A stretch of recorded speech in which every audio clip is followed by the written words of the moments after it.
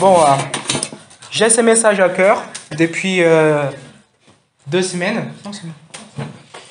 Et en fait, c'était la discussion que j'ai eue avec Lancelot. Donc, Lancelot, tu connais déjà le message d'aujourd'hui. Spoiler alert. Et le Seigneur, après notre discussion, en fait, ce message est resté dans mon cœur. J'ai demandé, Seigneur, si tu veux que je parle de ça. Car c'est pas nouveau, si vous voulez. C'est quelque chose qu'on connaît déjà. C'est un sujet essentiel, fondamental pour nous. Donc, je l'ai laissé à part. Et le dimanche dernier, lorsque Jean-Marc prêchait, il a dit, mon message de ce soir, c'est le jeûne et la prière. Le jeûne et la prière. Et dans mon cœur, j'ai entendu l'Esprit qui disait, et la parole. Amen. Comme s'il voulait compléter après. Donc, je commence avec un petit témoignage. En fait, c'est pas un petit témoignage quand même, c'est le grand témoignage de conversion de moi et ma femme. Donc, quelqu'un d'entre vous, vous connaissez déjà notre témoignage. Je vais le raconter rapidement. Donc, moi, j'étais au Brésil. Alessandra était en France. On était déjà en couple. Et en fait, elle avait fini son stage au Brésil. Elle est rentrée en France. Et moi, on n'a pas trouvé de billets ensemble. C'était trop cher. Donc, j'ai acheté mes billets 3 jours après le départ d'Alessandra. 3 jours, ouais, c'est ça. Elle est partie les dimanches. Et moi, je partais les mercredis. Et ce que je ne savais pas, c'est que c'était le Seigneur déjà qui préparait, qui n'a pas permis qu'on trouve nos billets ensemble. Donc là, Alessandra, elle était en France et moi, j'étais au Brésil. On vivait des vies complètement bouleversées. On était complètement loin du Seigneur. Moi, j'étais grandi dans une famille chrétienne. Et Alessandra aussi, côté catholique, moi, côté protestant. Ce que j'ai connu, c'était la religion. En fait, pour moi, jusqu'à 16 ans, quand j'allais encore à l'église, jusqu'à mes 16 ans, ce que je connaissais, c'était aller dans l'église, s'asseoir et garder les messages pour faire les checklists. Donc c'est bon, je suis un bon chrétien. Ça y est, ma tâche de la semaine est remplie. Voilà, je sortais après, je ne pensais plus à Dieu jusqu'au dimanche prochain. Et même quand j'étais à l'église, je ne pensais pas trop. Et c'était juste les checklists, vraiment. Tu vois, la Bible, sans les petits... la petite aide là à côté, tu vois, quand on a JR par exemple pour Jérémie, j'arrivais même pas à trouver ce que l'Ancien Testament, le Nouveau Testament, bref. Et Alessandra, elle était en France, donc il y a un décalage de 5 heures entre le Brésil et la France. Et moi, j'avais vécu les dimanches une expérience assez forte. Pour raconter brièvement, Alessandra est partie, elle a pris son vol. Et moi, j'étais invité ces dimanches-là à une prière dans l'église pour ma petite cousine. Donc, l'église allait prier ensemble pour présenter ses bébés. Et ma cousine m'a invité. Et tu sais, quand on vit dans les ténèbres, on a peur de la lumière. Donc, moi, je ne voulais pas aller dans l'église. Alors, ma vie, elle était complètement en ténèbres. Donc, j'évitais à tout coup, en fait, d'aller à l'église. Donc, quand ma cousine m'a invité, j'ai dit oui à l'invitation, juste pour être poli. Mais moi, je me suis dit non, je ne vais pas aller. C'est sûr que je ne vais pas aller. Donc, je me suis dit ça les vendredis, les samedis, même les dimanches, toute la journée. J'avais ces trucs qui tournaient dans ma tête et moi, j'ai répété en continu au truc. Non, je ne vais pas aller. Non, je ne vais pas aller. Moi, en fait, j'étais en train de boire avec mon père et jouer de la guitare les dimanches après-midi. Après avoir déposé Alessandra à l'aéroport, on est rentré chez nous. Et j'étais dans cette condition-là. J'étais un peu comment on dit ça, ivre. Et là, je me vois d'un coup, je me lève, je dis à mon père, non, je vais aller dans l'église, je vais aller à l'église. J'étais en train de me préparer, de prendre une douche, etc. J'étais en train de dire, non, je ne vais pas aller. Non, je ne vais pas aller. J'étais en train de conduire, non, je ne vais pas aller. J'arrive, non, je ne vais pas aller. Je rentre dans l'église. Je dis, bon, là, je suis là. Le message ces jours-là, il n'y avait rien à voir avec repentance ou conversion, rien. C'était un message sur la fin des temps. Très léger pour quelqu'un qui est loin de Dieu. Et je me vois quand même à la fin de la réunion, j'ai pleuré. J'ai pleuré. Et j'avais cette cousine, c'est diaconise qu'on dit ? Diaconise à l'église. Diaconesse. À l'église, elle m'a vu pleurer, elle est venue vers moi, elle a prié avec moi, etc. Et elle m'a invité pour une réunion les mardis soirs. c'est-à-dire la veille de mon départ. Donc je partais en France pour commencer ma thèse. Donc j'avais au moins, ouais, j'étais au Brésil, je venais en France pour au moins 3 ans, la période de la thèse. Donc j'ai accepté l'invitation. Le mardi soir, j'étais en train de conduire, 19h au Brésil, la réunion commençait à 19h30, donc ça veut dire que c'était minuit en France. J'étais en train de conduire et je commence à recevoir des messages d'Alessandra, qui était déjà en France, qui m'attendait. Et elle me disait, écoute, j'ai vécu quelque chose de très bizarre dans ma chambre, j'ai une expérience, tu vas penser que je suis folle, mais je pense que Dieu voulait me parler. Elle m'a dit, donc j'avais pas de Bible, j'avais rien chez moi. Donc j'ai trouvé juste un livre de prières de ma grand-mère, catholique. J'ai commencé à feuilleter ces livres et je vois un passage, il y avait comme une lumière, pas physiquement parlant, mais ça, dans le sens que ça attirait son attention sur un verset.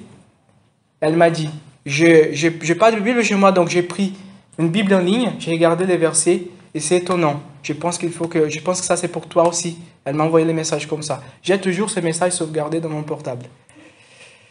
Et j'étais en train de conduire, donc je ne pourrais pas répondre. J'ai envoyé un message audio. J'ai dit, écoute, je suis dans la route là, sur la route pour aller à cette réunion que j'étais invité. Je vais arriver en retard, donc je n'aurai pas le temps de voir ça avant. Mais je vais te répondre après. Mais ce sera trop tard pour toi, donc tu peux aller dormir, je te dis après. Il m'a dit d'accord, pas de problème. Donc j'étais pas trop, voilà. J'étais pas dans le même, on va dire, dans la même fréquence, longueur d'onde. Bon, je suis arrivé, il y avait ma cousine sur place, mais les responsables de la réunion étaient en retard. Donc je montrais les messages de Alessandra à ma cousine, dans un coin. Et elle m'a dit, écoute, on peut regarder maintenant. On a commencé à ouvrir la Bible, les responsables arrivent. Il dit, écoutez, on va commencer la réunion. Ma cousine m'a dit, non, on voit ça après. Ok. Et là, le responsable de la réunion commence à dire, comme vous le savez, c'est moi-ci, on s'est organisé comme ça. Chaque mardi soir du mois, chaque semaine, c'est une personne différente qui ramène la parole.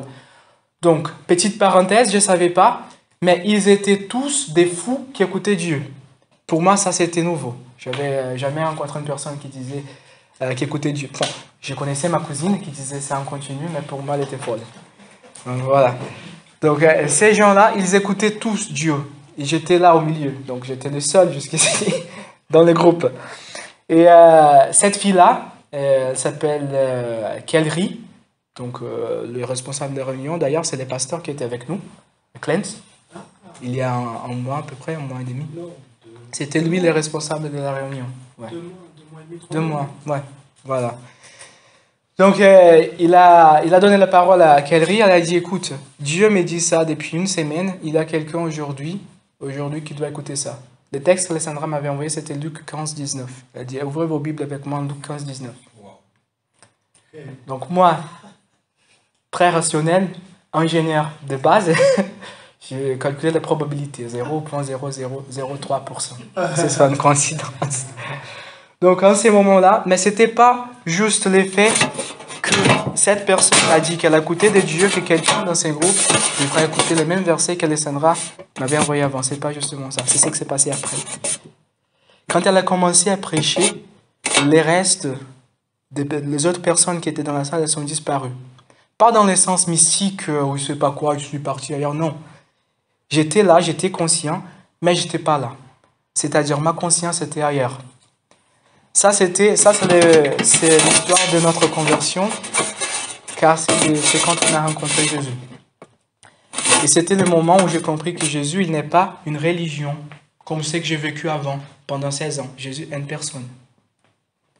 Jésus est une personne, il cherche une relation avec nous. La religion, c'est ce que la loi proposait déjà.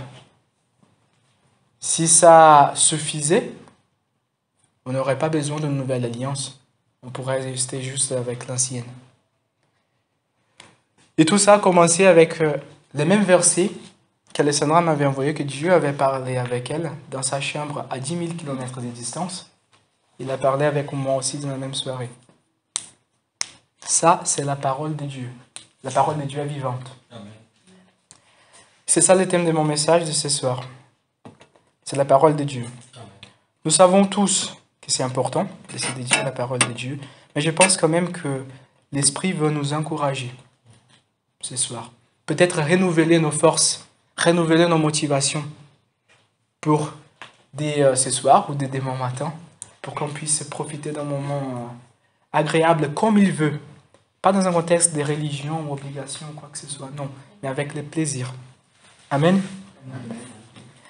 Déjà, j'ai dit, je pense que mon témoignage l'ai dit aussi, mais la Bible, elle est beaucoup plus qu'un livre. Prenez avec moi 2 Timothée, chapitre 3, verset 15. Regardez ce que Paul dit à Timothée. Donc, depuis ton enfance, tu connais les écrits sacrés. Ils peuvent te donner la sagesse en vue du salut par la foi en Christ Jésus. Toute écriture est inspirée de Dieu et utile pour enseigner, pour convaincre, pour redresser, pour éduquer dans la justice. Ce que Paul était en train de dire à Timothée, c'est que même si les paroles ont été écrites par des hommes, c'était des hommes inspirés par le Saint-Esprit. Donc Dieu, parmi tous les moyens qu'il pourrait choisir pour communiquer sa volonté, sa parole, il a décidé de passer par des hommes. Il a décidé de passer par des hommes à travers son Saint-Esprit pour la communiquer. Comme je l'ai dit, Jésus, il est une personne qui cherche une relation. Cette porte a été ouverte par Jésus. Donc vous savez, là je veux bien faire cette distinction entre religion et relation, car je pense qu'on ne peut pas vraiment apprécier les privilèges que nous avons de rentrer dans notre chambre avec notre Bible, méditer sans comprendre ça, sans comprendre le contexte, sans comprendre la réalité de l'alliance qu'on vit aujourd'hui. Les Écritures, telles qu'on le connaît, ça existait déjà, au moins la moitié. J'ai dit la moitié car normalement on divise ça en Ancien et Nouveau Testament. Ce n'est pas vraiment la moitié, c'est un peu plus de la moitié en termes de nombre de pages. Voilà. Il faut faire la distinction. Cette partie-là, les Israélites, ils avaient déjà, avant la venue de Jésus. Donc l'Ancien Testament, les Israélites connaissaient déjà. Ça, c'était ce qu'on appelle, ça commence avec les 5 livres de Moïse, c'est qu'on appelle le Torah, la loi. Ça existait déjà. Et c'était une liste des règles que les Israélites devaient suivre. S'il y avait des commandements de comment les cultes à Dieu doivent se passer pour les sacrificateurs, pour présenter des sacrifices à chaque année, comment rentrer dans un lieu très saint où la présence de Dieu est concentrée. Donc tout ça existait. Et les Israélites suivaient plus ou moins ces règles, respectaient plus ou moins ces règles. Mais déjà, ils prêchaient ces règles. Donc, leur réunion des dimanches, comme on le fait aujourd'hui, c'était des réunions autour de l'Ancien Testament, de la loi. Quel est le problème de la loi? Le problème de la loi, c'était des commandements, c'était des règles. Ça venait de l'extérieur vers l'intérieur. Et le problème, c'est que quand ça vient de l'extérieur vers l'intérieur, ça n'a pas le pouvoir de toucher le cœur. Ça n'a pas le pouvoir de changer la volonté. Vous pouvez très bien respecter une loi, mais ne pas être d'accord avec cette loi. Ou ne pas aimer cette loi. Je pense que nous sommes tous d'accord. Ouais. En fait, la loi, la règle, c'est que la loi proposée, qui venait de l'extérieur vers l'intérieur, je le répète, ne pouvait pas changer la nature. C'était après l'œuvre de Jésus complète, à la croix finie, que l'apôtre Paul, à la lumière de la révélation du Christ, il dit, ça c'était le but de la loi, démontrer qu'on ne pourrait pas le faire tout seul, démontrer que le problème de l'humanité, ce n'était pas un problème de comportement, c'était un problème de nature. Si c'était un problème de comportement, je vous donne une liste des règles, c'est bon, c'est réglé, pas de problème. Mais non, le problème de l'humanité, c'était la nature. Je vous donne un exemple très bête. Vous êtes interdit de penser à une voiture rouge. Ça y est, c'est parti. Ça, c'est... T'as pensé à une voiture bleue? Ah, un Ferrari. Oh là là, ouais. Pour les Italiens, c'est beaucoup plus difficile. Ah ouais? En fait, je vous donne un exemple très bête de ce que Paul essaie de nous d'expliquer à l'Église dans Romains 7. Il dit, « Ma nature, pécheresse, la chair, en voyant l'opportunité donnée par le commandement, elle m'a apporté la mort. » En fait, dans mon cœur, je veux faire ce qui est bon. Je veux respecter la loi de Dieu. Mais je vois les membres de mon cœur qui vont dans la direction opposée. Même si je veux faire ce qui est bon, je n'arrive pas. Et il finit dans le chapitre 7, il dit, « Qui peut m'aider ?» Et là, on arrive au Nouveau Testament. Il y a un homme qui arrive et qui prêche, comme Marc le dit, avec l'autorité. Il n'est pas comme le maître de la loi. Donc, le maître de la loi entrait dans la synagogue, il suivait une ligne. Il avait un protocole. Mais Jésus, non.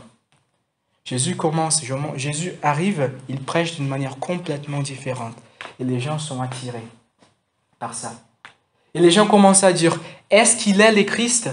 Est-ce qu'il est le Messie? Est-ce qu'il est le sauveur de l'humanité? Mais très vite, après 3 ans de ministère de Jésus, ils sont convaincus que non, il n'est pas le Messie, car il a fini à la croix. Et ça, c'était le genre de mort plus humiliante, on peut dire ça, humiliante que quelqu'un, indigne, que quelqu'un pouvait expérimenter à cette époque-là. Donc aux yeux de la sagesse humaine, c'était fini. On pensait qu'il était le sauveur, mais ce n'est pas le cas. C'est dommage. Mais aux yeux de Dieu, il choisit les choses qui sont folles aux yeux de la sagesse humaine pour montrer sa volonté, pour révéler sa propre volonté. Jésus était, oui, il était le sauveur de l'humanité. Il est le sauveur de l'humanité. Et lui, il inaugure ce qu'on appelle la nouvelle alliance. J'aimerais vous dire, WSM, Jésus n'est pas mort pour que vous ayez religion. Jésus est mort pour que vous ayez relation. Amen. C'est ça qu'il voulait dire quand il a dit « c'est accompli » et le voile s'est déchiré. Ça veut dire « vous avez accès ». Il a dit « bon, c'est accompli, c'est fini. J'ai accès. » Ils ont accès. La porte est ouverte. Jésus à la croix, il a payé les prix de la seule chose qui nous séparait de Dieu, la dette du péché. On ne pourrait pas s'approcher. On ne pourrait pas s'approcher. Donc il a payé cette dette. Et Paul a dit aussi, si nous sommes morts avec Christ, nous sommes aussi ressuscités avec lui. Quelle partie de nous? Car Paul nous dit aussi que nous sommes corps, âme et esprit. La parole nous montre que notre esprit était mort à cause du péché. Mais quand nous sommes ressuscités avec Jésus, c'est notre esprit qui vient à la vie. Et cet esprit-là, il n'est plus limité par la dette du péché. Ça veut dire que maintenant, nous pouvons recevoir l'esprit de la vérité. L'esprit qui était en Christ lui-même vient faire son habitation, vient demeurer en nous. Il vient demeurer pas dans votre chair, pas dans votre âme. Il vient demeurer dans votre esprit. L'esprit de Dieu, il est lié avec votre esprit. Il parle à votre esprit. Amen. Amen. Donc regardez que nous, qui avons le privilège de vivre dans la nouvelle alliance, nous avons quelque chose que les gens de l'ancienne alliance n'avaient pas. Quand les gens de l'ancienne alliance, je vais arriver, l'ancienne alliance méditaient, lisaient la parole, c'est dommage, mais ils étaient tout seuls. Nous ne sommes pas tout seuls. Amen. Donc cela me parlait la semaine dernière qu'il était en train de lire Shakespeare. Et que les examens étaient un peu n'importe quoi, car il y avait beaucoup d'interprétations. Il me disait que, à son avis, on peut même surinterpréter des choses, dire des choses, aller trop loin, etc. Mais maintenant, imaginez que nous avons le privilège de prendre un livre de Shakespeare et s'asseoir à la table avec Shakespeare lui-même. Et poser des questions à Shakespeare. Ça change tout, non? Ça change tout. Ça, c'est les privilèges que nous, en tant que membres du corps de Christ, nous sommes en train de vivre dans la nouvelle alliance. Nous avons ces privilèges et ceux qui ont vécu dans l'ancienne alliance n'avaient pas. L'auteur d'Hébreux dit comme ça, ceux qui ont donné bon témoignage dans le passé, même s'ils ont donné bon témoignage, ils sont morts sans voir l'accomplissement de la promesse. Mais nous, on vit cette promesse. Nous avons l'esprit. Nous avons le privilège d'être dans notre chambre et poser des questions à l'auteur du livre. Il va répondre. Mais ça, regardez, ça ne nous demande pas de foi. C'est l'auteur d'Hébreux dans le même chapitre d'ailleurs. Il dit, ceux qui s'approchent de Dieu doivent croire qu'il existe et qu'il rémunère ceux qui le cherchent. Donc ça veut dire que pour poser la question à l'esprit, c'est un pas de foi. On doit croire déjà qu'on n'est pas tout seul dans la chambre.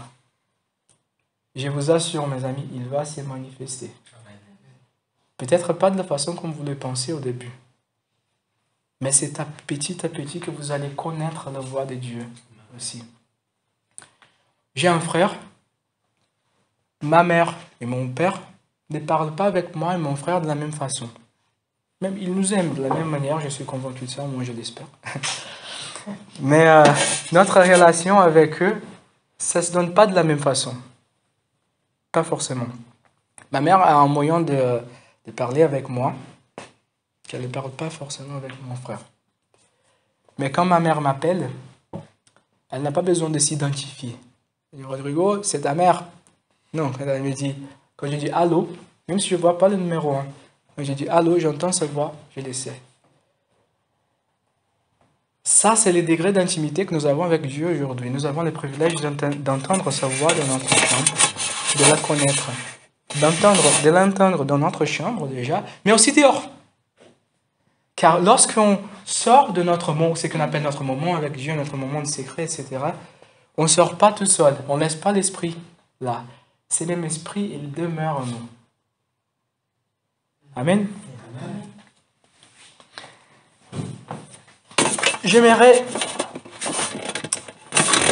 signaler une chose, je pense que c'est très important. Quelle est l'importance de connaître la parole de Dieu? Pourquoi nous avons besoin de connaître la parole de Dieu?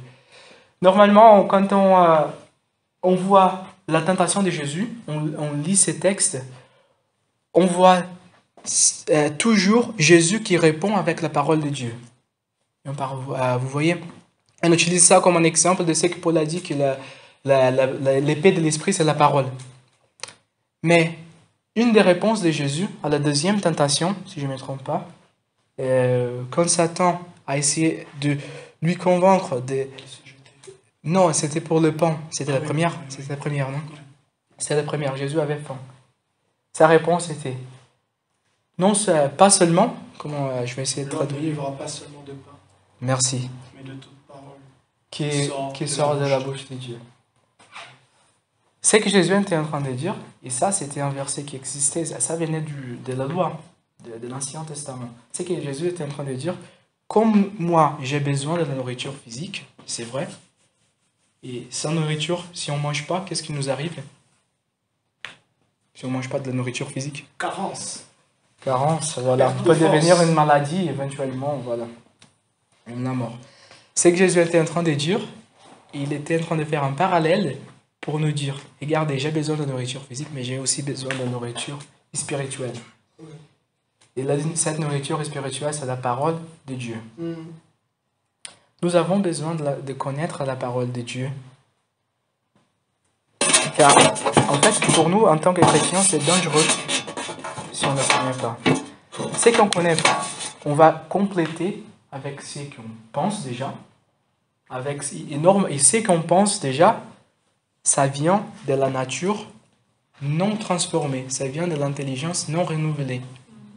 Je vous donne un exemple dans la parole. Prenez avec moi Juge, chapitre 17.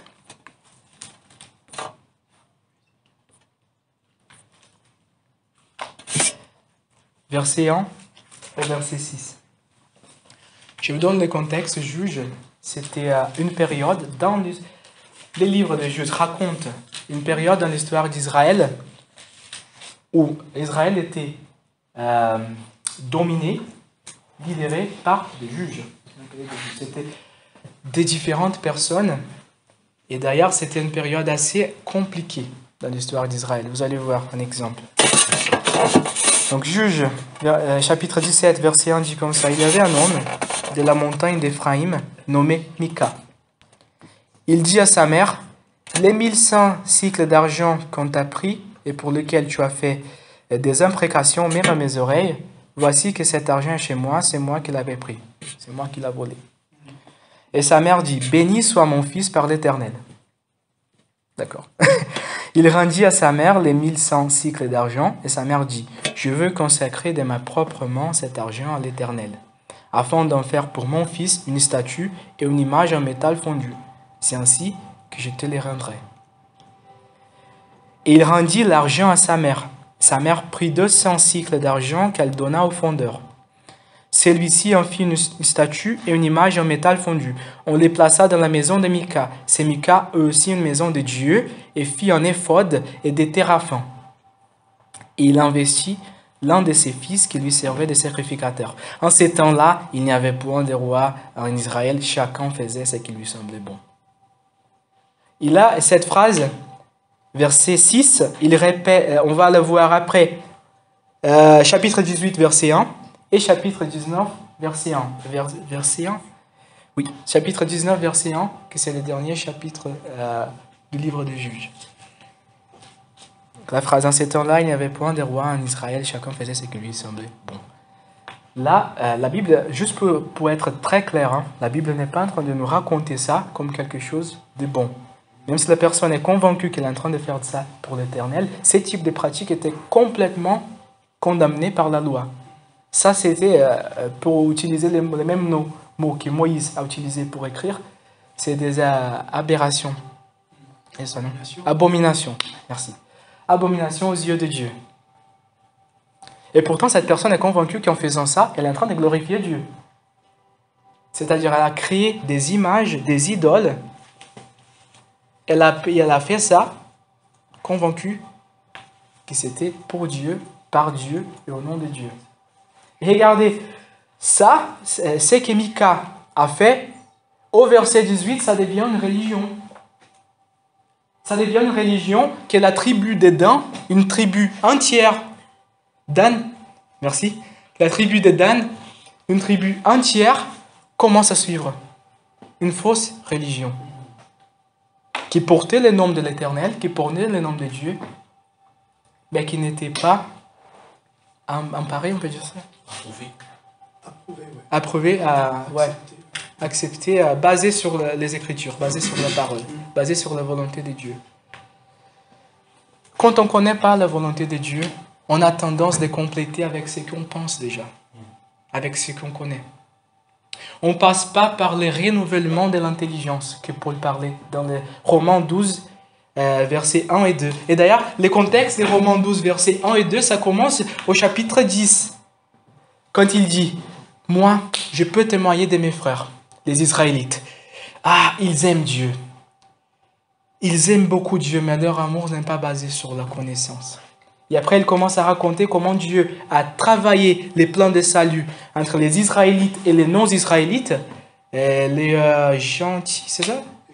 Les gentils, merci. Entre les Israélites et les non-Israélites, je vais garder cette forme-là. Pour dire, et après, à la fin du chapitre 11, il finit comme ça. Personne ne pourrait imaginer comment Dieu allait faire ça. Personne ne peut comprendre ce que Dieu peut faire. Personne ne peut prédire ce que Dieu veut faire. La sagesse humaine ne peut pas prédire la sagesse de Dieu. Et après, il commence, les chapitres 12. Donc, mes frères, il commence comme ça. Donc, comme une conséquence, présentez vos corps comme des sacrifices vivants. Présentez vos corps comme des sacrifices vivants. L'OBVSM, ça commence aussi dans notre chambre. Lorsque vous fermez votre porte, vous êtes en train de laisser à côté, comme Marie l'a prié. Donne-nous la force, donne-nous l'envie de rentrer dans notre chambre pour manger de la nourriture spirituelle. Présentez vos corps comme des sacrifices vivants. On va lire les textes ensemble. Romains 12.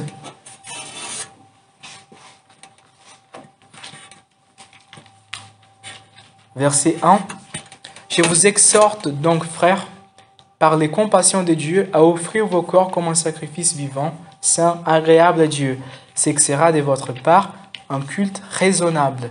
Ce qu'il est en train de dire, ce que vous pouvez faire de manière raisonnable, c'est de vous présenter comme des sacrifices vivants. Et maintenant, Dieu, il présente ce que Dieu va faire. Ne vous conformez pas au monde présent, mais soyez transformés par le renouvellement de l'intelligence.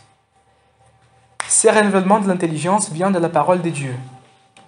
Nous tous, nous portons des choses, nous pensons des choses, nous avons des avis pour tout. Nous avons nos propres arbres du bon et mauvais. Nous définissons bon et mauvais à nos propres termes. Mais là, quand on se met devant la parole, nous sommes en train de choisir. Je veux manger de l'arbre de la vie. Amen. Je veux laisser mon propre arbre ici, à côté, mais moi, je veux manger de l'arbre de la vie. Je veux renouveler mon intelligence. Lorsque vous vous mettez devant la parole de Dieu, vous regardez un miroir. Mais ce miroir-là, il ne montre pas le présent, il montre le futur. Il montre l'objectif, il montre le but, il montre Jésus. Il montre la perfection. Vous regardez la parole, vous vous mettez devant la parole, vous regardez un miroir et vous voyez les plans de Dieu pour vous.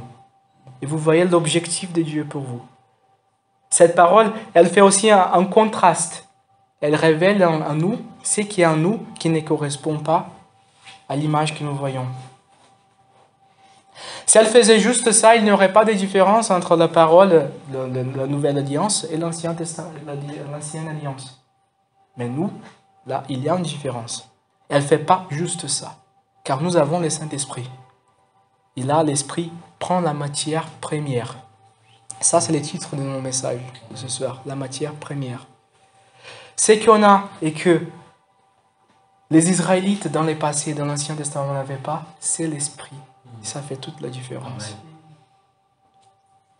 Nous avons le privilège de rentrer dans une méditation avec l'Esprit. Et là, je veux faire une distinction très claire entre la méditation, comme on le dit couramment aujourd'hui, c'est la méditation orientale, ouais, qui ça parle de vider nos têtes.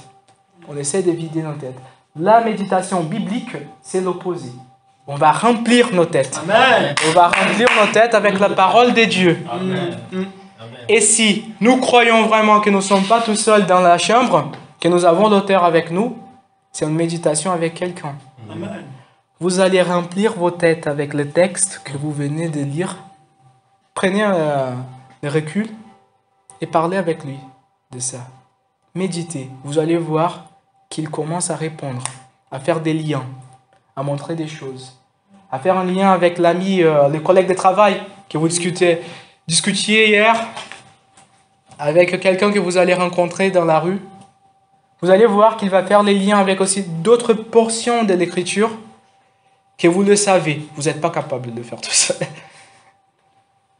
C'est dans ces contextes de méditation biblique que l'Esprit nous révèle. Et ça, c'est la différence entre la connaissance et la révélation. On peut lire la parole juste pour chercher de la connaissance. Normalement, on le fait tout seul. Mais quand on lit la parole avec l'Esprit de Dieu, non, on cherche la révélation. Et là, il y a une différence. Alors, la parole de Dieu Paul dit que la foi vient d'entendre et entendre la parole de Dieu. Là, je suis en train de prêcher la parole de Dieu. Et votre foi est en train d'être édifiée en retour. Mais quand vous êtes dans votre chambre aussi, vous pouvez écouter la parole de Dieu. Ce n'est pas lire la parole de Dieu, c'est écouter. Car c'est lui qui va prêcher, c'est l'Esprit. Amen. Vous allez écouter la parole prêchée par l'Esprit. Lorsque la parole rentre, elle génère quelque chose en vous, elle augmente votre foi. Et le texte, la Bible dit aussi, « Moi, j'ai cru, c'est pourquoi j'ai parlé. » Regardez que la foi, elle a un effet intérieur avant d'avoir un effet extérieur. Amen. La parole de Dieu, ce n'est pas des mots magiques qu'on répète pour que les circonstances changent. Non, cette parole-là, elle doit changer quelque chose là, avant, pour qu'elle puisse avoir un effet. Laissez la Bible ouverte en Psaume 91 dans votre maison, ça ne va pas protéger votre maison. C'est la foi que vous posez sur ce qui est écrit en Psaume 91 qui va protéger votre maison. Amen. Aussi, Paul a dit, si vous croyez avec vos cœurs que Jésus est votre sauveur et le confessez avec votre bouche, vous êtes sauvés. croyez avec votre cœur, Confesser. confessez avec votre bouche. La foi agit avant ici, avant d'agir là. Amen. Cette ici commence déjà dans votre chambre. Et lorsque vous sortez, je vous exhorte à s'attendre à une manifestation du moment de ce que vous avez demandé en prière par la foi à Dieu, du moment que vous avez eu avec Dieu, de ce que vous avez écouté de la part de Dieu.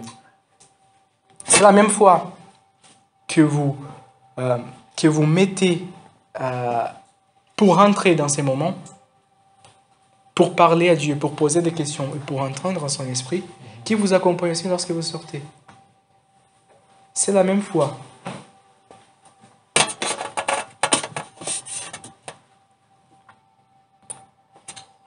Moi, j'aime bien avoir mon moment avec Dieu le matin. Donc, je trouve plus tranquille.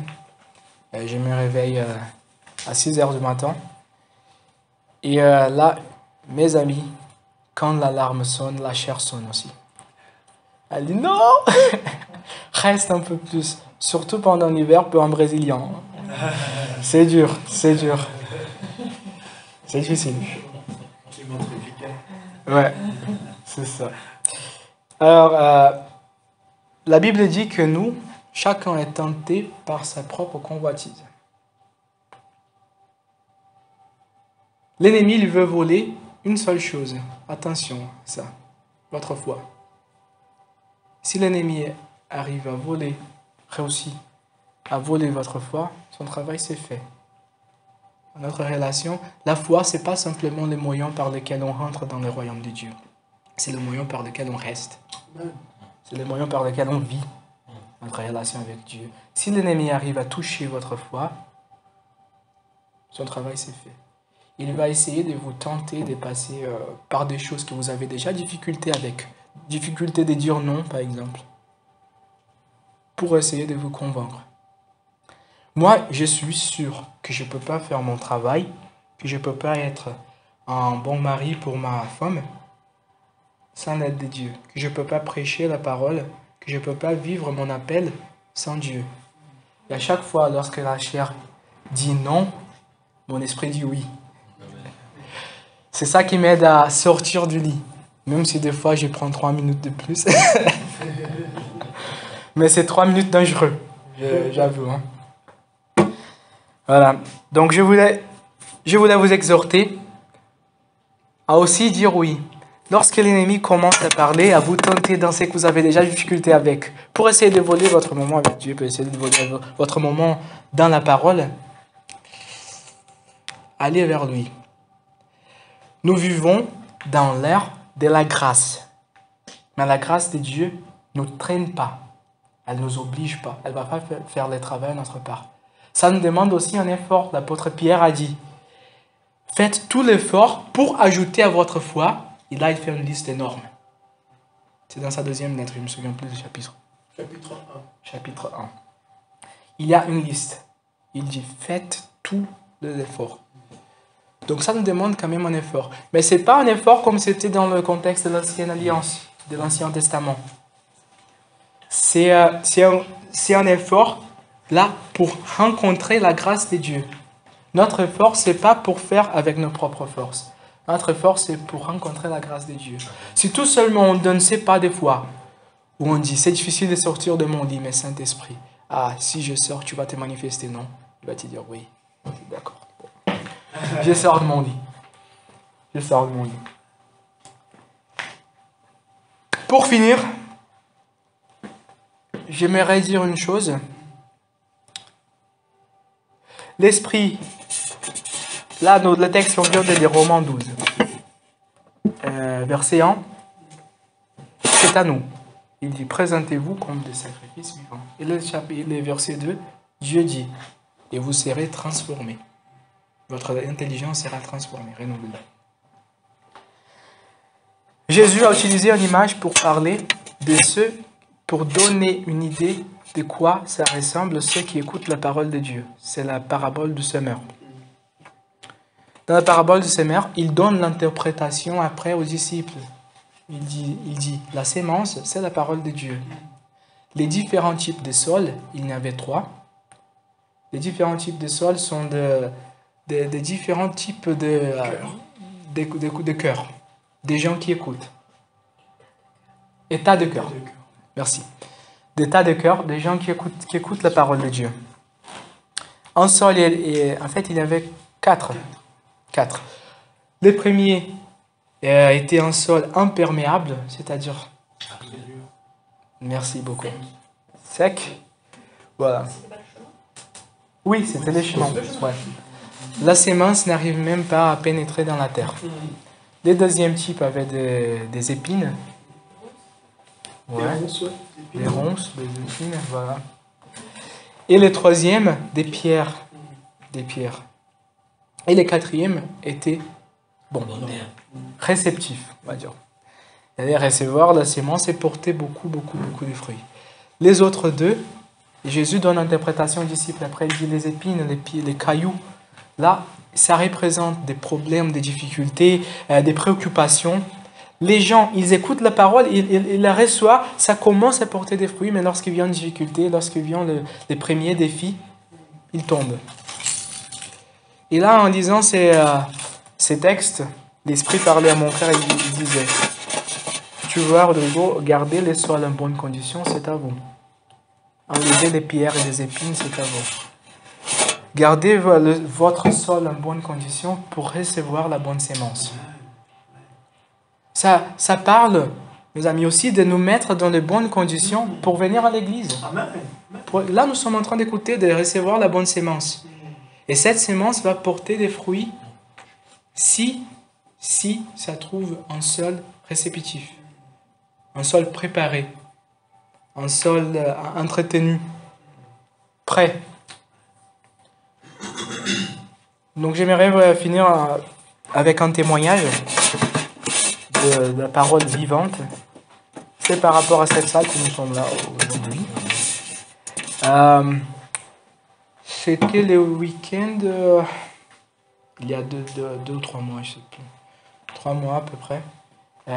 J'étais chez moi. Alessandra, elle était au Canada, ouais, pour une conférence.